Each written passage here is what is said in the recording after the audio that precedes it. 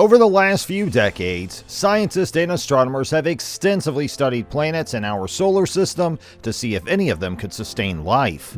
The main focus of these studies has usually been Mars, but now scientists believe they may have found a better candidate for a human colony. NASA has just revealed its new plan to colonize Venus. Let's take a look at how the agency hopes to accomplish this amazing task. As our technological prowess continues to improve, it's time to ask ourselves the big question: should we try to colonize our solar system or not? This decision is not in the hands of any single person, though.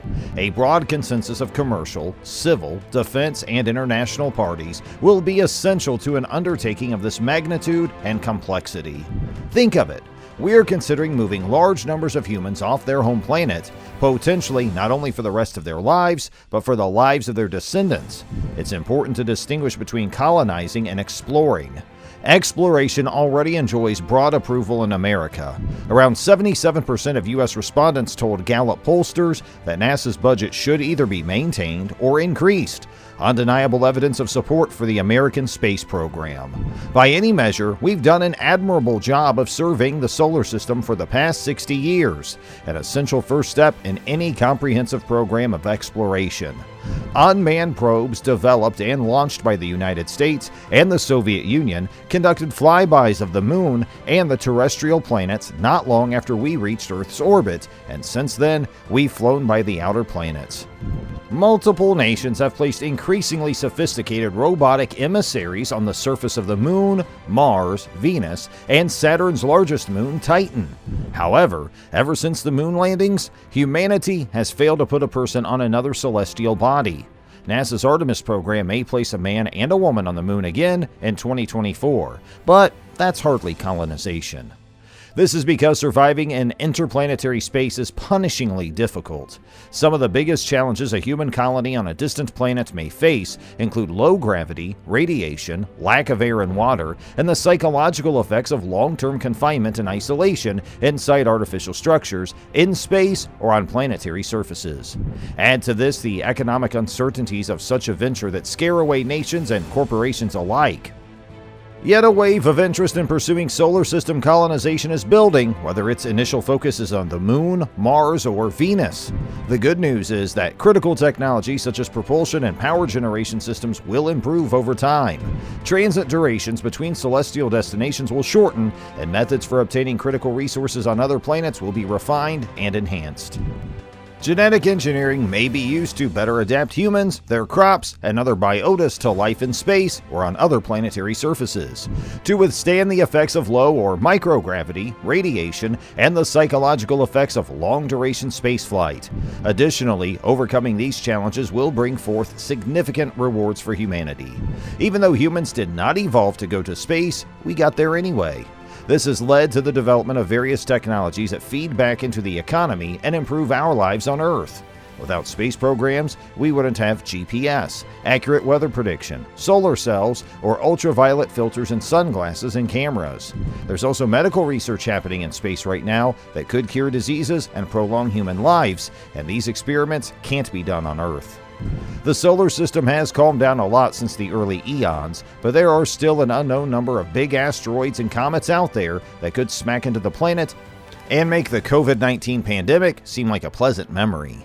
It's not a matter of if another large asteroid hits Earth, but when. A robust space program is the only hope we have of deflecting such an object. If we're not working toward that goal, humanity already has an expiration date. There are currently almost 8 billion humans, which is a lot. However, we're all crammed together on this one planet. If something happened to Earth, our species could be wiped out. Colonizing other bodies in the solar system is a way to create a backup of humanity that will survive no matter what happens to Earth. Maybe future humans will be Martians who will never set foot on Earth. As the population continues its inexorable upward climb, the strain on our natural resources continues to increase. The extraction of valuable minerals has led to a host of problems, including environmental damage and human exploitation, but there's a wealth of precious materials in space. Colonizing the solar system could make these materials more accessible for harvest. Enter Venus, NASA's latest candidate for an unprecedented human space colony. While no human has set foot on the planet yet, it is no stranger to visiting spacecraft from Earth. It has been the destination of no less than 20 probes over the decades, with the United States, the Soviet Union, and the European Space Agency all participating. The first craft to enter a close orbit around the planet was NASA's Mariner 2, which came within 21,600 miles of the planet in 1962. This made Venus the first planet to ever be observed by a passing spacecraft. The distinction of being the first spacecraft to land on another planet's surface went to the Soviet Union's Venera 7 when it landed on the surface of Venus in 1970, while Venera 9 was the first to send back photographs of the Venusian surface. NASA's Magellan orbiter was influential in generating maps of 98% of the planet's surface while showing features as small as 330 feet across. A craft called Venus Express spent 8 years in orbit around Venus to closely study the planet thanks to the large variety of instruments on board. It was able to confirm the presence of lightning on the planet during its stay. In August of 2014, as the satellite began wrapping up its years-long mission, it engaged in a risky maneuver that plunged the craft into the outer layers of the planet's atmosphere. The craft survived this dangerous journey and moved back into a higher orbit around the planet, where it stayed for several months before eventually running out of propellant and burning up in its atmosphere. The Akatsuki mission from Japan launched to Venus in 2010, but the craft ran into engine problems during its initial approach. After using its smaller thrusters to correct course, the craft was able to spot another huge gravity wave in the Venusian atmosphere. Latest developments for studying Venus further come in the form of two sister missions that aim to better understand how the once habitable planet became the inferno-like world capable of melting lead on its surface. These two new projects have been awarded $500 million of funding each and are expected to launch between 2028 and 2030. They were selected from a batch of 4 possible missions selected by NASA's Discovery program in 2020. We don't have an immense amount of information about the second planet from the Sun, but in 2016, NASA computer models of Venus suggested it might have had a habitable surface temperature and shallow water-filled oceans for up to 2 billion years. But how that landscape turned into the uninhabitable hellscape Venus appears to be today is unknown.